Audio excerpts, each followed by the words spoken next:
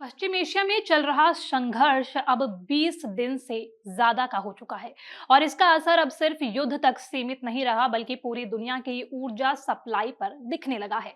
America और Israel के Iran पर हमलों और तेहरान की जवाबी कार्रवाई ने हालात को और बिगाड़ दिया है। ईरान ने जवाब में इजराइल से लेकर पश्चिम एशिया में अमेरिकी सैन्य ठिकानों तक को निशाना बनाया और सबसे बड़ा कदम उठाते हुए हॉर्मुज स्ट्रेट को बंद कर दिया।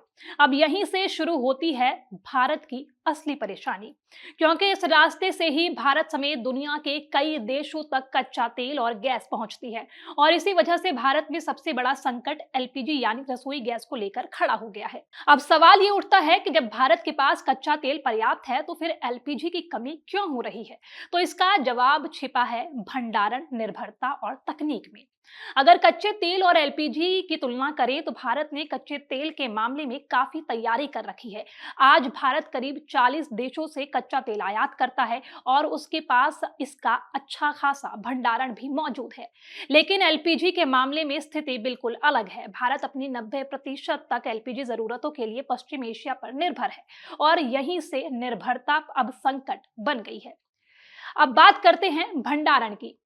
भारत ने कच्चे तेल के लिए विशाखापत्तनम, मंगलुरु और पाडुर में बड़े रणनीतिक भंडार बनाए हैं, जिससे देश के पास करीब 74 दिनों का कवर मौजूद है। लेकिन एलपीजी के लिए ऐसा कोई राष्ट्रीय रणनीतिक भंडार मौजूद नहीं है। देश में एलपीजी का स्टॉक सिर्फ लगभग 22 दिनों का ही माना जाता है, जिसमें बॉटलिंग प्लांट का स्टॉक भी शामिल है। अब सवाल यह है कि इतने कम भंडारण के बावजूद अब तक सप्लाई कैसे चल रही है? तो इसका जवाब है just in time model. Bharat का एलपीजी वितरण तंत्र लगातार आने वाली सप्लाई पर निर्भर करता है। जहां जाते हैं गैस उतरती है और सीधे लोगों तक पहुंच जाती है। लेकिन अब समस्या यह है कि हॉर्मुज स्ट्रेट बंद होने से जहाजों की आवाजाही प्रभावित हो गई है, बीमा महंगा हो गया है, जहाजों की कतार लग गई है और देरी बढ़ गई है। इसी वजह से एलपीजी की कमी सामने आने लगी है, जबकि कच्चे तेल पर इसका असर तुरंत नहीं दिखा, क्योंकि उसका बड़ा भंडार पहले से मौजूद है। अब सरकार भी इस संकट को लेकर सक्रिय हो गई है। आवश्यक वस्तु अधिनियम लागू कर रिफाइनरियों को निर्देश दिया गया है कि अन्य उत्पादों के बजाय एलपीजी उत्पादन बढ़ाए। अब एक बड़ा सवाल ये भी है कि भारत ने एलपीजी का भंडारण कच्चे तेल की तरह क्यों नहीं बढ़ाया? तो इसके पीछे विज्ञान और तकनीक दोनों बड़ी वजह है। कच्चे तेल को जमीन के नीचे प्राकृतिक गुफाओं में आसानी से स्टोर किया जा सकता है, लेकिन एलपीजी जो प्रोपेन और ब्यूटेन का मिश्रण है, उसे दबाव में रखना पड़ता है। इसके लिए महंगे हाई प्रेशर या क्रायोजेनिक सिस्टम चाहिए होते हैं और दबाव में बदलाव होने पर गैस काफी संवेदनशील हो जाती है। यही नहीं, एलपीजी को जमीन से नीचे स्टोर करना भी जोखिम भरा हो सकता है, क्योंकि ज्यादा दबाव से गुफाओं का आकार बदल सकता है। इसलिए इसका भंडारण तकनीकी रूप से ज्यादा मुश्किल और महंगा है। अब बात करते हैं लागत की। एलपीजी का राष्ट्रीय स्तर पर भंडार बनाना बहुत महंगा प्रोजेक्ट है। इसके लिए खास टैंक, पाइपलाइन और सुरक्षा सिस्टम चाहिए। विशेषज्ञों के मुताबिक सिर्फ कुछ दिनों के बैकअप के लिए अरबों डॉलर खर्च करने पड़ सकते हैं। अब आगे क्या किया जा सकता है, यानी भारत की रणनीति क्या हो सकती है? तो इसे दो हिस्सों में समझना होगा, अल्पकालिक और दीर्घकालिक। पहले बात करते हैं अल्पकालिक, यानी अगले 3 साल की।